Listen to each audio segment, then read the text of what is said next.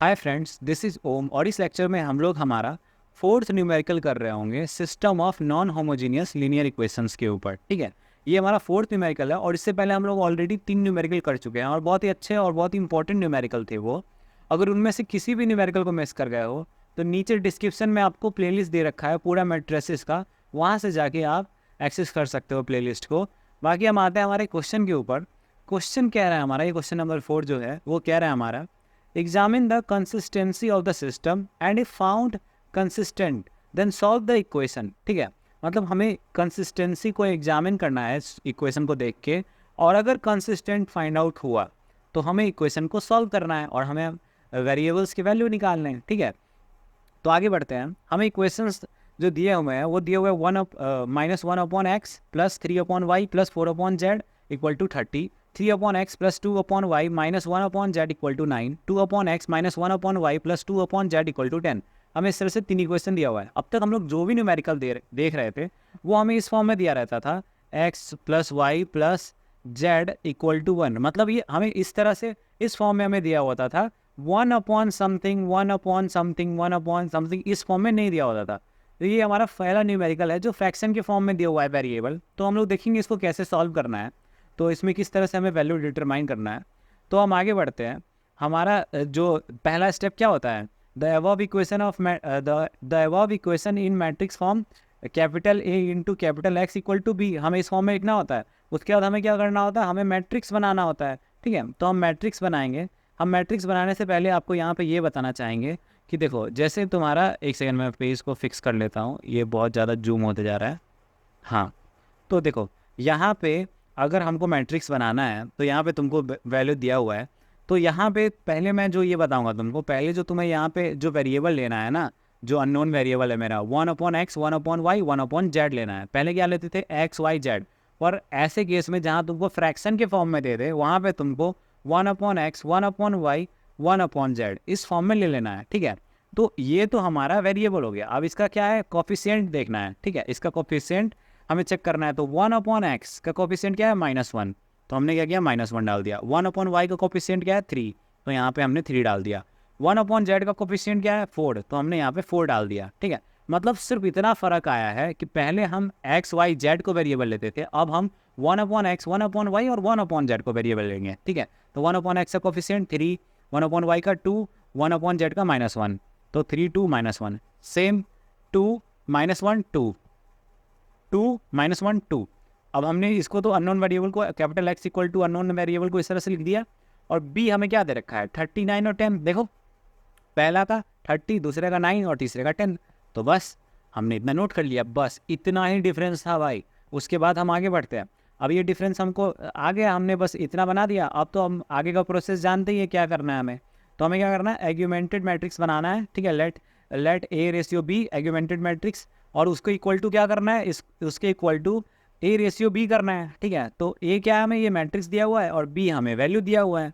तो A हमारे पास ये पूरा मैट्रिक्स दिया हुआ है और B हमारे पास ये वैल्यू दिया हुआ है। तो अभी जो हम लोग रैंक फाइंड आउट करेंगे ना, उसमें हमारा 1/x 1/y के आने की वजह से कोई चेंज नहीं आया। बस यहाँ पे तुमको बस इतना डिफरेंट करना पड़ा क्वेश्चन में कि पहले क्वेश्चन में तुम x y z लिखते थे, यहाँ पे 1/x 1/y 1/z लिख रहे हो। बस इतना डिफरेंस है, बाकी सब सिमिलर। ठीक है, तो हमने ये वाला मैट्रिक्स बना लिया, A रेशियो B वाला। अब आगे बढ़ते हैं। अब यहाँ पे पहला लेटर 1 नहीं है, -1 है, तो इसको 1 बनाने के लिए क्या करेंगे, रो 1 में -1 से मल्टीप्लाई कर देंगे, तो ये पूरे रो में मल्टीप्लाई होगा। ठीक है, तो जब हमने -1 से मल्टीप्लाई किया तो पहला लेटर तो प्लस में आ जाएगा, लेकिन बाकी सारे माइनस में चले जाएंगे, तो -3 -4 -30। ठीक है, तो अब हमारा पहला लेटर 1 बन चुका है। तो हम फर्दर रो एक्लियन वाले फॉर्म में, जो रो एक्लियन का जो हम कंसेप्ट लगाते थे वही सेम लगाएंगे। तो हमें पहले क्या, कौन सा एलिमेंट को 0 करना है, 3 और 2 को, और फिर हमें ट्राई करना है कि हम अपर ट्रायंगुलर मैट्रिक्स में कन्वर्ट करें। जैसे 1 को लेके एक डायगोनल बना देंगे, जैसे 1 है हमारा, इसको लेके एक डायगोनल बना दिया, उसके नीचे के तीनों एलिमेंट को 0 करने का ट्राई करेंगे। उसके बाद बाकी जो भी एलिमेंट 0 हो रहा होगा उसको 0 करेंगे, उसके बाद हम रैंक डिसाइड करेंगे। तो पहले तो पहला स्टेप कर लेते हैं, 3 और 2 को 0 कर लेते हैं। तो रो 1 में हम, पूरे रो 1 में हम 3 से मल्टीप्लाई करेंगे और इसके साथ माइनस कर देंगे रो 2 के साथ, तो फिर हमारा ये 3 0 हो जाएगा। तो चलो करते हैं। तो 3 1 जा 3, 3 3 जा 9, तो यहाँ -9 आ जाएगा। ये 4 3 जा 12, तो -12, और यहाँ पे 3 से मल्टीप्लाई करेंगे तो -90, ठीक है। और इसके आगे क्या लगा हुआ है माइनस, तो सबके आगे माइनस लगाते जाओ, तो ये माइनस माइनस प्लस, ये माइनस माइनस प्लस, ये माइनस माइनस प्लस हो गया। अब क्या करना है, रो 2 में इसके साथ रो 2 के साथ सब ट्रैक करना था ना, तो 3 - 3 कितना आ गया हमारा 0, 2 और 9 कितना आ गया 11, ठीक है। -1 और +12 कितना आ गया 11, 9 और 90 क्या आ गया 99, ठीक है। तो ये हमारा जो रो 2 है वो चेंज हो गया, ठीक है। अब हम आते हैं हमारे रो 3 पे। रो 3 में हमें इस 2 को 0 करना है। इस 2 को 0 करने के लिए क्या करेंगे, रो 1 में 2 से मल्टीप्लाई करेंगे और रो 3 से सब्ट्रैक्ट कर देंगे। तो रो 1 में 2 से मल्टीप्लाई करो, तो 1 × 2 2, 3 2 6, ये माइनस में है, और 4 2 8, और यहाँ पे आ जाएगा हमारा -60, ठीक है। तो ये आ गया। अब इसको क्या करना है, हमें रो 3 के साथ माइनस करना है, तो अब इसके आगे माइनस लगा दो, माइनस, और ये प्लस हो जाएगा, ये प्लस हो जाएगा, और ये प्लस हो जाएगा, ठीक है। अब इसके रो 3 के साथ करना था, तो 2 - 2 कितना 0, ठीक है। -1 6 5, 2 और 8 10, 60 और 10 70, तो यहाँ पे आ गया 70, ठीक है। अब ये कर लिए, अब इसको हम इरेज कर लेंगे, ठीक है। इसको इरेज कर लिया, अब आगे बढ़ते हैं। अब देखो हमें यहाँ पे 11 11 दिख रहा है, ठीक है। तो हम क्या करेंगे ना, इसको हम 11 से डिवाइड कर देंगे ताकि ये 1 बन जाए, और इसमें फिर 5 से मल्टीप्लाई करके फिर इसको हम लोग 5 के साथ माइनस कर देंगे, तो क्या हो जाएगा, फिर ये एलिमेंट 0 हो जाएगा। तो वही करेंगे। तो हमने इसको क्या किया, हमने इसको 11 से डिवाइड किया पूरे को, तो हमने इस पूरे को 11 से डिवाइड किया। ये जो हमारा रो 2 है वो हमें दूर से ही दिख जाएगा, 2 11 दिखेगा तो हमें खुद ही आइडिया लग जाएगा कि हमको रो 2 को 11 से डिवाइड करना है, ठीक है। तो हमने रो 2 को 11 से डिवाइड किया, तो 11/11 ऐसे 1 1 बन गया, और 99/11 9 बन गया, ठीक है। यहाँ पे भी हमें 5 से डिविजिबल दिख रहा है रो 3 में सारा एलिमेंट, तो हम रो 3 को भी 5 से डिवाइड कर देंगे सिंप्लीफाई करने के लिए, ठीक है। तो हमने रो 3 को भी 5 से डिवाइड कर दिया, तो 5 1 जा 5, 5 2 जा 10, और हमारा 5 × 14 आता है 70, तो यहाँ पे 14 लिख दिया, ठीक है। तो इस तरह से हमारा ये भी हमारा ये हो गया सिंप्लीफाई। अब इस 1 के हेल्प से इस 1 को तो हम 0 कर ही सकते हैं, और यही हम रो इक्वेशन में क्या करते थे, हम यही करते थे कि ये दोनों 0 करने का ट्राई करते थे कि ये जल्दी से जल्दी 0 बन जाए। तो हमें दिख रहा है 0 बनता हुआ, तो हम क्या करेंगे, रो 3 में से रो 2 को माइनस कर देंगे ताकि 1 - 1 हो जाए। तो हमने रो 3 में से रो 2 को माइनस किया, तो 1 - 1 क्या आएगा हमारा 0, ठीक है। 2 - 1 आएगा 1, ठीक है। और यहाँ पे क्या आएगा, हम 14 - 9 तो क्या आएगा 5, ठीक है। तो 14 - 9 5 आ गया हमारा, तो ये हमारा बनके तैयार हो गया। अब आगे बढ़ते हैं। इसमें मेरे को बताओ कि अगर तुम रो 3 जो है ये 1 तुम सोच रहे हो इसको 0 कर देंगे, ठीक है। अगर तुम इसको 0 करते हो, ठीक है, ट्रांसफॉर्मेशन लगा के, तो ये तुम्हारा क्या होगा, तुम रो 2 में से इसको माइनस करने का ट्राई करोगे, ठीक है। तो जब माइनस करोगे तो इस 1 की वजह से यहाँ पे भी तो -1 आ जाएगा ना, तो इसका मतलब तुमको क्या करना है, अब यहीं पे स्टॉप कर जाना है, क्योंकि हमें इस 0 को तो नहीं छेड़ना ना बिल्कुल भी। तो हमारा कोई चांस ही नहीं है हम किसी और को 0 कर पाएँ, ठीक है। किसी और को 0 करने का ट्राई करेंगे तो इन तीनों को 0 करे ना, वो भी ख़राब हो जाएगा। तो ये तुमको देख लेना है। अब जहाँ पे तुमको लगता है कि अब कोई 0 हम नहीं कर सकते हैं कन्वर्ट, कोई भी ऑपरेशन लगा के, कोई भी रो ऑपरेशन लगा के, तो वहाँ पे पॉज कर जाना है, और वहाँ पे हमें फिर रैंक डिसाइड करना है। तो ये है जो हमारा ये ए मैट्रिक्स था, ठीक है, और ये हमारा बी था। तो हम सबसे पहले क्या देखेंगे, सिर्फ ए को देखेंगे, और ए को देख के हम अगर रैंक प्रिडिक्ट करते हैं तो नॉन जीरो रो जो होता है वही हमारा रैंक होता है। यहाँ तीनों रो में नॉन जीरो एलिमेंट्स हैं कुछ ना कुछ, तो हमारा रैंक ऑफ ए क्या आ जाएगा 3 आ जाएगा। अब पूरे मैट्रिक्स को देखो, A/B का रैंक देखना है तो पूरे मैट्रिक्स को देखना है। पूरे मैट्रिक्स को अगर देखे तो हमें कोई हमें सारे नॉन जीरो रो दिख रहे हैं, हमें कोई ऐसा रो तो नहीं दिख रहा ना जो सारा जीरो है। तो यह क्या है, यहाँ पे 3 नॉन जीरो रो है, तो हमारा रैंक क्या आ जाएगा 3, ठीक है। तो हमारा रैंक आ गया 3, इसको इरेज कर लेते हैं, तो हमारा रैंक भी आ गया 3। तो ए का और A/B का, ठीक है, दोनों का रैंक 3 है। और नंबर ऑफ अननोन्स कितने थे यहाँ पे, number of unknowns 1/x 1/y 1/z 3 थे हमारे, तो 3 नंबर ऑफ अननोन्स आ गए, ठीक है। तो इसको मैं नीचे जा रहा हूँ, हाँ, तो नंबर ऑफ अननोन 3 है। तो अब अभी इससे पहले क्वेश्चन ऐसा किया था जिसमें ये तीनों ऐसे इक्वल आ गए थे, तो उसमें क्या था, हमारा इक्वेशन आर कंसिस्टेंट और यूनिक सॉल्यूशन आता है, जिसमें हमारा कुछ x का, y का, z का कोई स्पेसिफिक वैल्यू आता है, ठीक है। तो यूनिक सॉल्यूशन की कैटेगरी में आ गया ना जब सारे इक्वल हो गए। तो corresponding the corresponding system of equation is, तो हमें इसी से इक्वेशन बनाना है और सॉल्यूशन निकाल लेना है।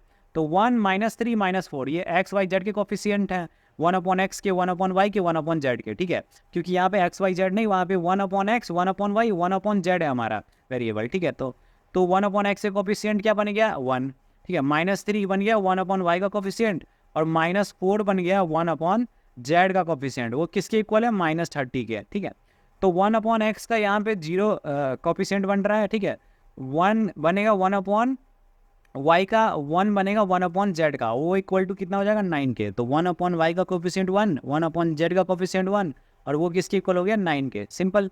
अब देखो, अब 1/x का कोफिशिएंट भी 0 है, 1/y का कोफिशिएंट 0 है, बचता क्या है, सिर्फ 1/z का कोफिशिएंट जो कि 1 है। तो 1/z इक्वल टू 5 आ जाएगा, 1/z इक्वल टू 5।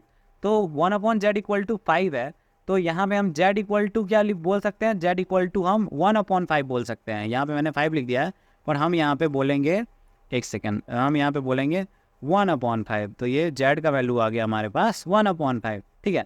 अब 1/z इक्वल टू आ गया हमारे पास 1/5। अब आगे बढ़ते हैं, हमारे पास जैसे ये इक्वेशन है सेकेंड वाला, तो z पता है, तो इसमें तुम जब 5 को पुट करोगे z का वैल्यू, तो ये बन जाएगा 1/5। तो हमें z पता है तो हम y निकाल सकते हैं सेकेंड इक्वेशन में, ठीक है। तो हम सेकेंड इक्वेशन में z की जगह 5 लिख देते हैं। हम जब z की जगह 5 लिखेंगे ना, तो क्या आ जाएगा हमारा, सॉरी z की जगह हम 1/5 लिखेंगे।